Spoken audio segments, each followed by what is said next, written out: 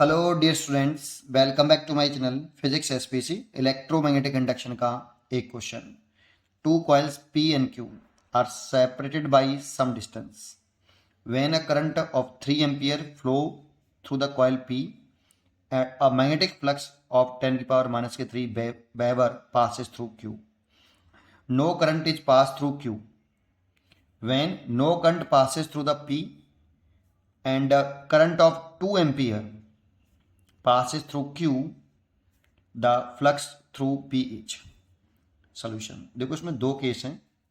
पहले मान लो हमारे पास ये दो कॉयल हैं पी और क्यू। एक तो मैंने ये पी कॉयल मान ली और ये एक दूसरे से सम डिस्टेंस पे रखी। ये दूसरी कॉयल मान ली मैंने क्यू। ठीक है, और इसको मैं पहली कॉयल मान लेता हूँ फर्स्ट और इसको सेकंड। इसमें जब करंट फ्लो कर रही है कितनी, पी वाली में करंट फ्लो कर रही है 3 एम्पियर, तो फर्स्ट मानी इसीलिए I1 कह देता हूँ 3 एम्पियर।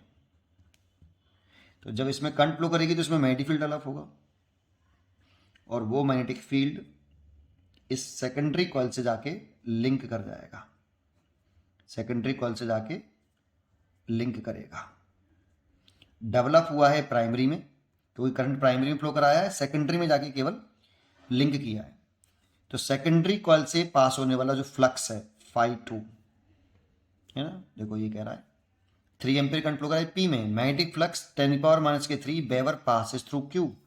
तो इससे कितना फ्लक्स पास हो रहा है 10 की पावर माइनस के 3 वेबर। ये फर्स्ट सिचुएशन है। सेकंड केस क्या है कि यही दो द्वारा से कॉइल बना ली, ये पी कॉइल है और ये क्यू कॉइल है।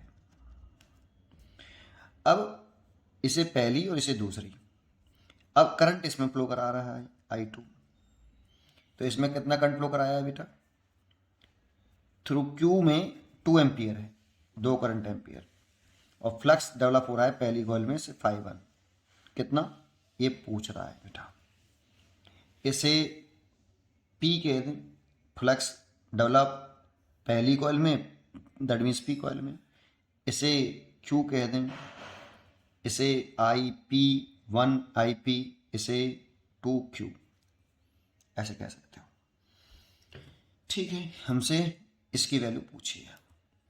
पहली बात समझो कि ये प्राइमरी कॉइल है और ये सेकेंडरी, तो सेकेंडरी कॉइल से लिंक करने वाला टोटल फ्लक्स, सेकेंडरी कॉइल से लिंक करने वाला टोटल फ्लक्स डायरेक्टली प्रोपोर्शनल होता है प्राइमरी में फ्लो करने वाली करंट के।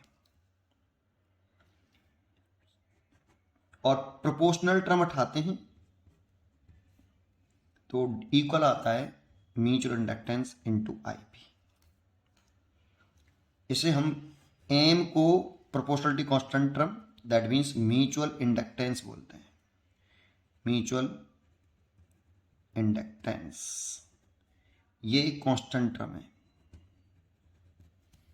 इसकी वैल्यू, एम की वैल्यू इस फॉर्मूले से देखें तो ऐसा लग रहा है कि φs flux passing through the secondary coil, total flux passing through the secondary coil divided by current in primary coil.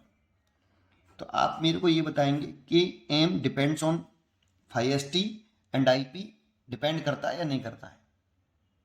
इसी में इसका आंसर है। तो आपको ये मालूम होना चाहिए कि जो मैग्नेटिक फ्लक्स, जो म्यूचुअल इंडक्टेंस है capital M, capital M does not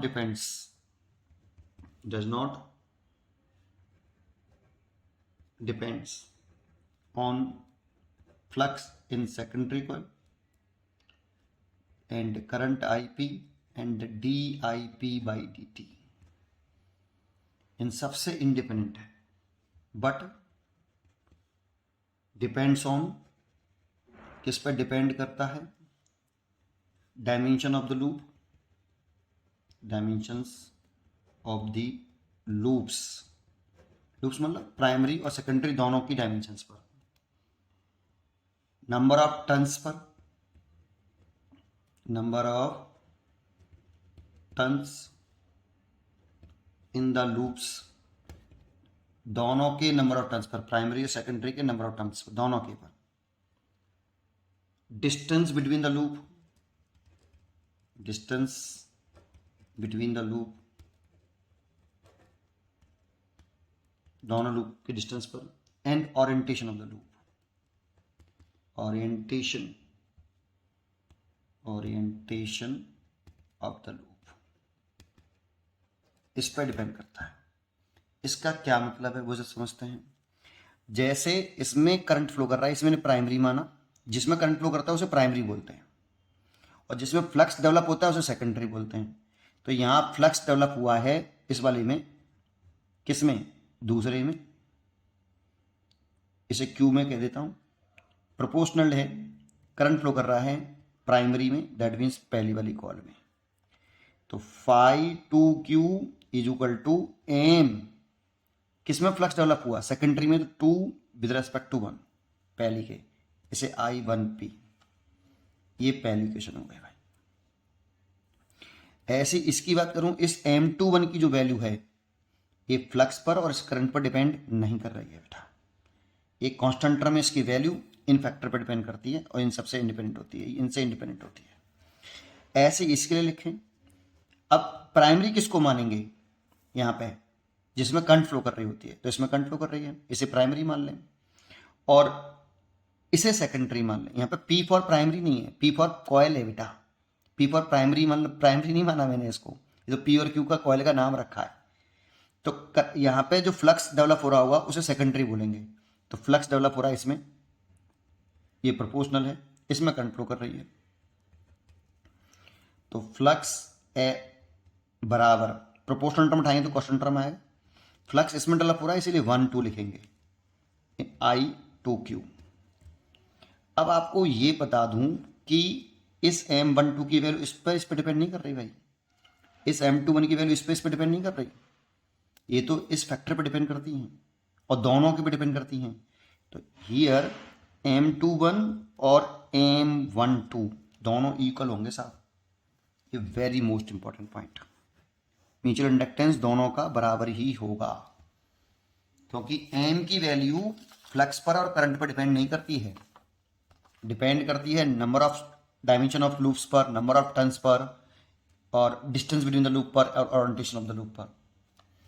so अगर ये बराबर हैं तो यहाँ से M21 निकालूं, यहाँ से तो M21 निकाल के यहाँ रख दूं, तो फाई 2Q ओवर I1P बराबर, यहाँ पर M12 निकाल लूँ यहाँ से, phi 1P divide by I2Q, और वैल्यू को सॉल्व कर लूँ बेटा। फाई 2Q ये रहा 10 की पावर -3, देखो ये लिखा है 10 power, phi 2Q 10 power -3 weber.